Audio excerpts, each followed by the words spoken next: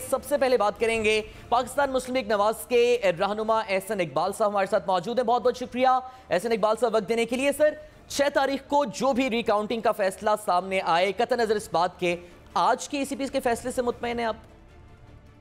देखिए, मैं समझता हूं कि ये जो फैसला आज इलेक्शन कमीशन ने दिया है, ये रिटर्निंग ऑफिसर को मौके पे ही कर देना चाहिए था, क्योंकि जो कंडक्ट ऑफ इलेक्शन रूल्स 95 सब रूल 5 है, वो वाज़े तौर पे रिटर्निंग ऑफिसर को कहता है कि कंसोलिडेशन ऑफ रिजल्ट से पहले अगर जीतने और हारने वाले उम्मीदवार के वोटों में 5% से कम फ़र्क हो और वो रिकाउंटिंग की दरख्वास्त दे तो वो उसका हक है। और रिटर्निंग ऑफिसर ने, मैं समझता हूँ कि उन कवानीन की खिलाफ वर्जी करते हुए हमारी रिकाउंटिंग की दरख्वास्त मुस्तरद की, जिसके बाद हमें इलेक्शन कमीशन आना पड़ा। और ये चूँकि एक कानून है कि अगर 5% लेस आपका फ़र्क हो तो आपको रिकाउंटिंग का हक मिलता है।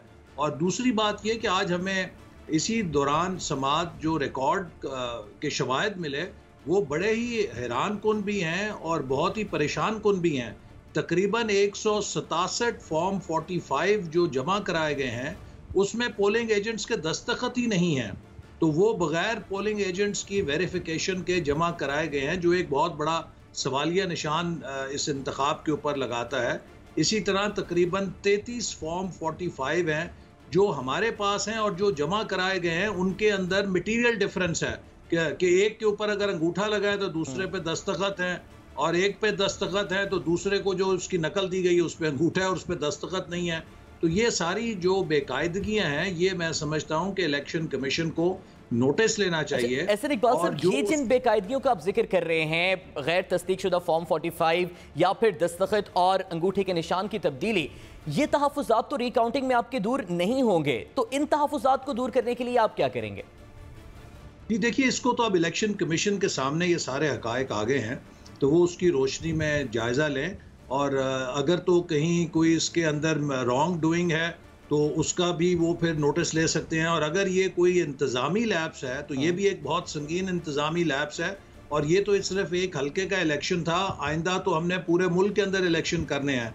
और मैं समझता हूँ कि हमारा मसला इंतखाबी कवानीन का नहीं है जितना इन्फोर्समेंट का और इम्प्लीमेंटेशन का है।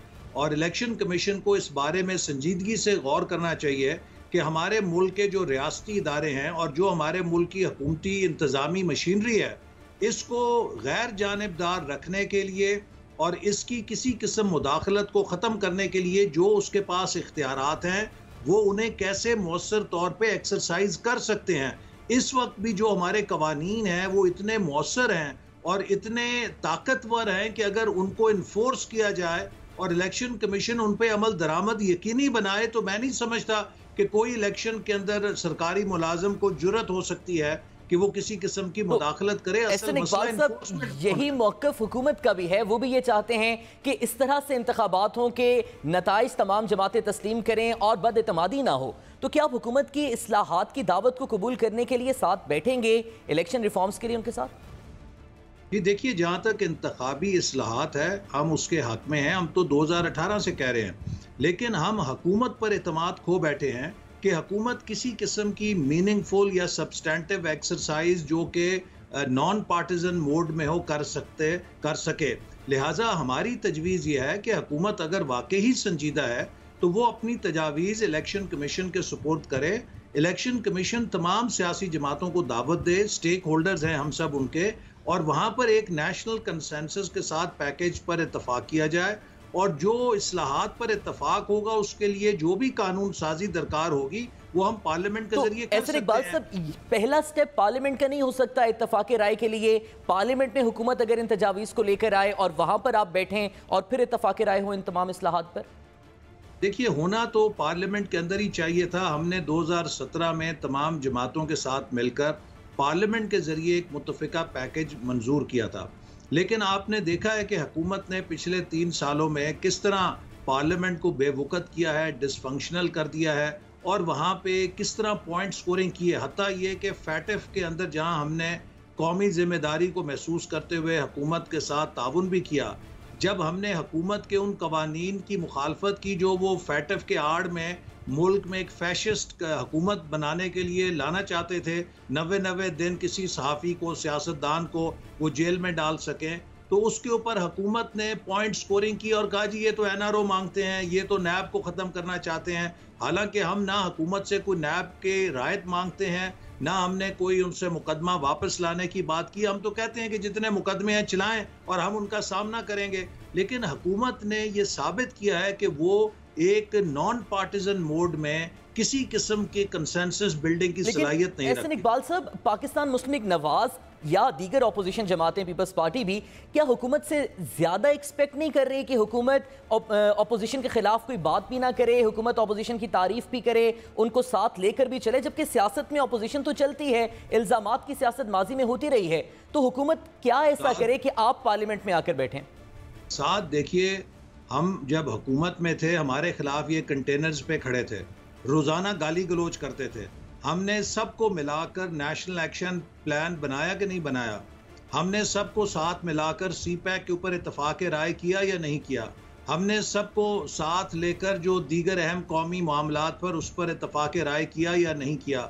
मुल्क का तवानाई का बहरान हल किया या नहीं किया? एक इंक्लूसिव गवर्नेंस की सलाहियत इस हुकूमत में नहीं है।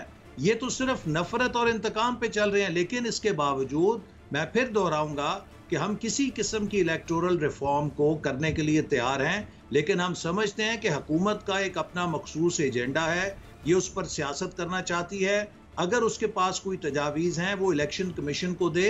हर इलेक्शन से पहले इलेक्शन कमीशन ज़ाब्ता अखलाक इसी तरह बनाता है कि तब सब सियासी जमातों को वो दावत देता है और एक कौमी इत्तफाक राय से कोड ऑफ कॉन्डक्ट बनाता है। तो उसी तरह अब भी हम इलेक्शन कमीशन के जरिए एक मुत्तफिका इस्लाहाती पैकेज पर इत्तफाक कर सकते हैं, जिसको पार्लियामेंट ये बात तो खुशाइंद है, ये बात खुशाइंद है कि आपकी जमात भी और पीपल्स पार्टी भी या दीगर अपोजिशन जमातें भी तैयार हैं या कम से कम तस्लीम करती हैं कि इस्लाहात की ज़रूरत है। अब आज हुकूमती वज़रा की जानिब से भी फवाद चौधरी साहब ने, अली जैदी साहब ने भी ये कहा कि जो NA 249 है वहाँ पर वोट मुस्लिम लीग नून का था।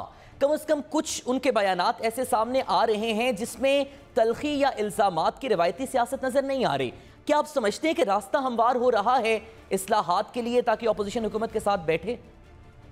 देखिए, इस हुकूमत से हमने 3 साल का तजुर्बा देख लिया है और हमें इनसे ना कोई उम्मीद है और ना इनकी कोई इस्लाह हो सकती है। जब भी इनकी दुम पर पैर आता है ये बहुत ही ताबेदार बन के हमारे लीडर ऑफ अपोजिशन चेंबर के अंदर हाथ बांध के खड़े होते हैं और जो ही इनसे दबाव ख़त्म होता है तो ये अपने छुरियाँ चाकू लेकर हमलावर हो जाते हैं।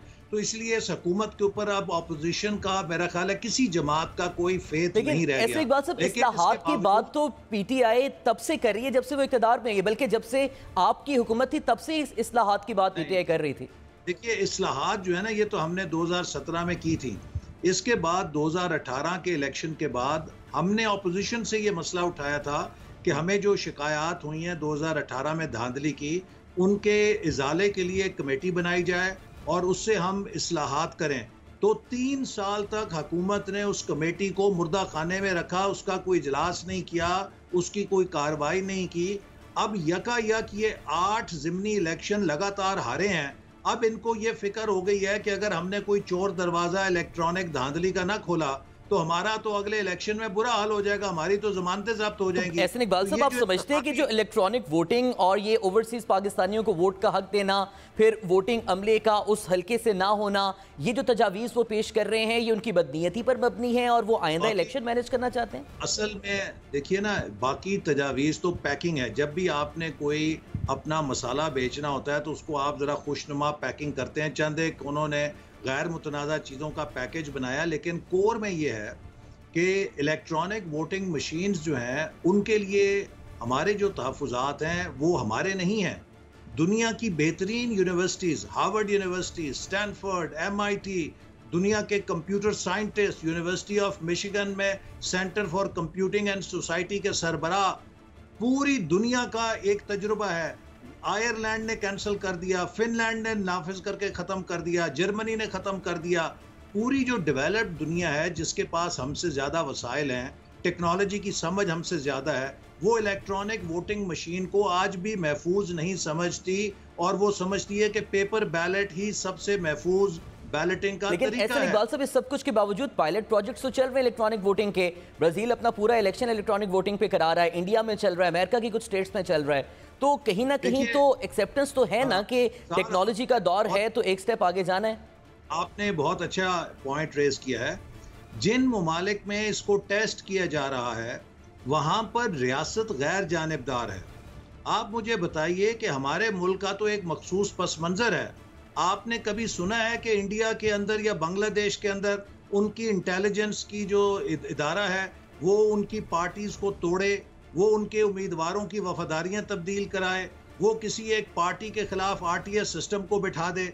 ये हमारा एक मखसूस पस मंजर है जहां पे रियासत गैर जानिबदार नहीं है। ये इलेक्ट्रॉनिक वोटिंग मशीन्स किसकी कस्टडी में होंगी? ये रियासत की कस्टडी में होंगी ना। मैं एक इंजीनियर हूं और मैं जानता हूं कि अगर आप किसी एक मशीन में चिप लगा दें या उसके प्रोग्राम को थोड़ा सा डिस्टॉर्ट कर दें, जौन सा मर्जी नतीजा हासिल कर लें। ऐसे इकबाल साहब, आपकी इस गुफ्तगू से और डेफिनेटली जी अगर मुल्क के अंदर मिसाल के तौर पे 5 लाख आपने मशीनें लगाई हैं, उनमें से आपको 10-15 हज़ार मशीनों को टेम्पर करना है, उसके बाद अपनी मर्जी के नताइज ले लेने हैं। अब उन 10-15 हज़ार मशीनों की या 5 लाख मशीनों की कौन सर्टिफिकेशन करेगा? तो ऐसे इकबाल साहब, एक तो पेपर बैलेटिंग में भी यही इल्जाम आज तक रियासत की या रियासती इदारों की जानिबदारी का लगता है, और दूसरी जानिब जब आप ये कह रहे हैं कि रियासती इदारों ने अपनी तहवील में लेकर मैनेज करना या मनूवर करना है, तो NA 249 के रिकॉर्ड को मिफ्ता इस्माइल साहब यही कहते हैं कि रियासती इदारे अपनी तहवील में रखें। तो आप एक जानिब तो भरोसा करते हैं रियासती इदारों पर, एक जानिब आप उन पर शक करते हैं।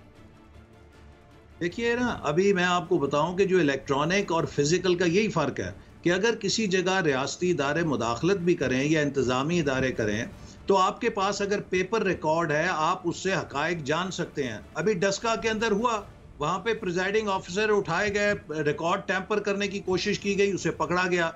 लेकिन जो इलेक्ट्रॉनिक सिस्टम है, इसका जो भी रिकॉर्ड है वो सर्किट के अंदर जाके महफूज होगा, और अगर सर्किट में आपने टैंपर किया हुआ है कि जहाँ पे उसने स्टोर होना है, तो वो उसी टैंपर्ड शुदा अक्स को प्रिंट आउट करके निकाल के दे देगा। तो ये मसाइल हमारे लिए ज़्यादा पेचीदा इसलिए हैं कि यहाँ पर जो ताकतवर इदारे हैं उनकी गैर जानिबदारी पर लोगों को एतमाद नहीं है, और मैं समझता हूँ कि ये अलमिया हमारी रियासत का है और हमारे रियासती इदारों का फर्ज है। आखिर में ये बताइएगा कि दूर करें। ये जो बदएतमादी की फजा है और इल्जाम तराशी है, दोनों जानिब से चल रही है और लग नहीं रहा कि इसका सिलसिला खत्म होगा। लेकिन अगर हुकूमत ईद के बाद आपको दोबारा दावत देती है इस्लाहात की, आप बैठेंगे उनके साथ ताकि कुछ ना कुछ हल तो निकले मसले का?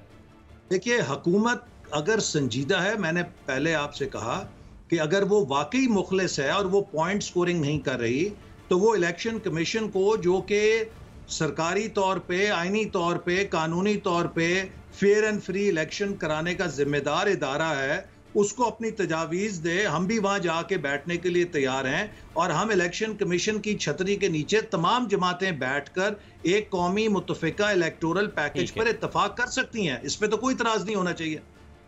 ठीक है, बहुत बहुत शुक्रिया। एहसन इकबाल हमारे साथ मौजूद थे और इस सारी सूरत हाल पर पाकिस्तान मुस्लिम नवाज के मौक़िफ़ से आगाह कर रहे थे।